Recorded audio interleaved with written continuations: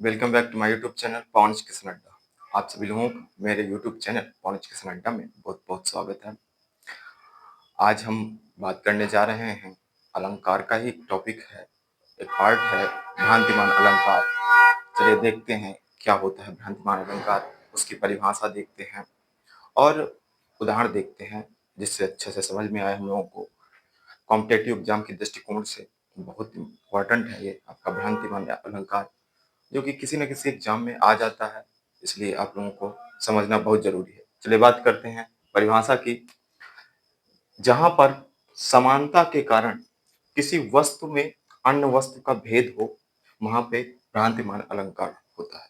तो कोई चीज समान लगे, जैसे मान लीजिए रात्रि में कोई एक पथिक जा रहा है और काली रस्सी पड़ी हुई है, तो वो देख रहा है कि रस्सी पड़ी है, तो उसको ये भ्रम हो रहा है कि कहीं ये काला सांप तो नहीं। काली रस्सी में उसको ये भ्रम हो रहा है कि काला सांप तो नहीं, और रस्सी पड़ी है तो काली रस्सी भी हो सकती है और सांप भी हो सकता है काला, अर्थात वहां पे उसको भ्रम उत्पन्न हो रहा है, अर्थात यहाँ पे भ्रांतिमान अलंकार होगा। तो चलिए उदाहरण से और अच्छे तरीके से समझते हैं। उदाहरण की बात की जाए, ओस बिंदु चुन रही हंसनी, मोती उसको जान। सर्दियों का मौसम होता है, उसमें आप लोगों ने देखा होगा कि ओस की बूंदें गिरती हैं, जिसके कारण ओस की हंसनी जो होती है वो ओस की बूंदों को चुन रही है मोती समझ के। हंसनी, जैसा कि आप लोगों को पता है कि वो मोती चुनती है, तो उसको ये भ्रम, ओस की बूंदें मोती जैसी हैं, उसको ये भ्रम हो रहा है कि ये मोती हैं, अर्थात उसके भ्रम के कारण वो ओस की बूंदों को चुन रही है। दूसरा उदाहरण से और बेहतर तरीके से समझते हैं। जान श्याम को श्याम घन, नाच उठे वन मोर। जान श्याम को श्याम घन, नाच उठे वन मोर। देखिए यहाँ पे श्याम जो है ये कृष्ण भगवान को श्याम के नाम से बोलते हैं, प्लस श्याम घन, यहाँ पे जो श्याम घन है ये यहाँ पे आया है।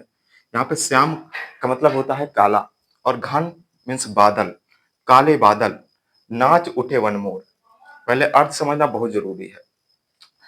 श्याम को, कृष्ण भगवान को, वो जो मोर होते हैं वो काले बादलों को देख के नाच नाच उठते हैं कि बरसात होगी। उस प्रकार उन्होंने श्याम को काले बादल समझ लिया, उनको भ्रम हो गया, अर्थात यहाँ पे क्या होगा, भ्रांतिमान अलंकार। थर्ड एग्जाम्पल की बात करते हैं। मन मुख में ठार कपि देही। देखिए यहाँ पे पहले अर्थ समझना, किसी भी उदाहरण का हमें अर्थ समझना बहुत जरूरी होता है। बिना अर्थ समझे हम किसी भी चीज को नहीं समझ सकते और उसका आंसर नहीं कर सकते। देखिए कपि का मतलब होता है बंदर, और यहाँ पे आपको श्याम घन मीन्स काले बादल, घन का मतलब बादल होता है। ठीक है, श्याम यहाँ पे श्याम कृष्ण भगवान जो होते हैं उनका। यहाँ पे थर्ड एग्जाम्पल की बात करें, मन मुख मेल ठार कप देही।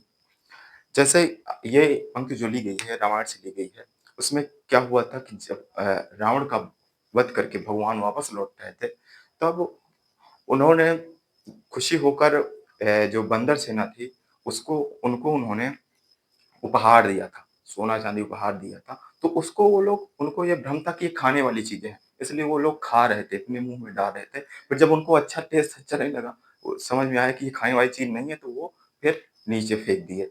तो वहीं से ली गई मन मुख मेल ठारी कप दही, अर्थात यहाँ पे भ्रम हुआ उन लोगों को, बंदरों को जो था वो भ्रम हुआ। तो अर्थात यहाँ पे क्या है, ये भ्रांतिमान अलंकार है। फोर्थ एग्जाम्पल, पाय महावर देन को नाइन बैठी आय, पुनि पुनि जानत महावरी, एड़ी मेरत जाय। पाय महावर देन को नाइन बैठी आय। देखिए जो नाइन होती है, आप लोगों ने देखा होगा कि वो रंग उंग लगाया करती है। तो घर में कोई कार्यक्रम होता है तो उसको वो रंग लगाने आया करती है। तो मान लीजिए कोई नायिका है यहाँ पे, तो उसको वो रंग लगाने आई है, तो उसके नायिका के पैर इतने पहले से ही लाल हैं, जिसके कारण उसको पहले से ये भ्रम है कि इसके पहले से महावर लगा है, इसलिए उसको मीस रही है कि उसको महावर छुटा रही है, उसके बाद नया महावर लगाने के लिए, अर्थात वहां पे उसको भ्रम है। अर्थात यहाँ पे क्या होगा, भ्रांतिमान अलंकार होगा। ठीक है, तो ये रहे एग्जाम्पल भ्रांतिमान अलंकार के। आई होप आप सभी लोगों को समझ में आया होगा। मिलते हैं नेक्स्ट वीडियो में। ठीक है, थैंक यू सो मच।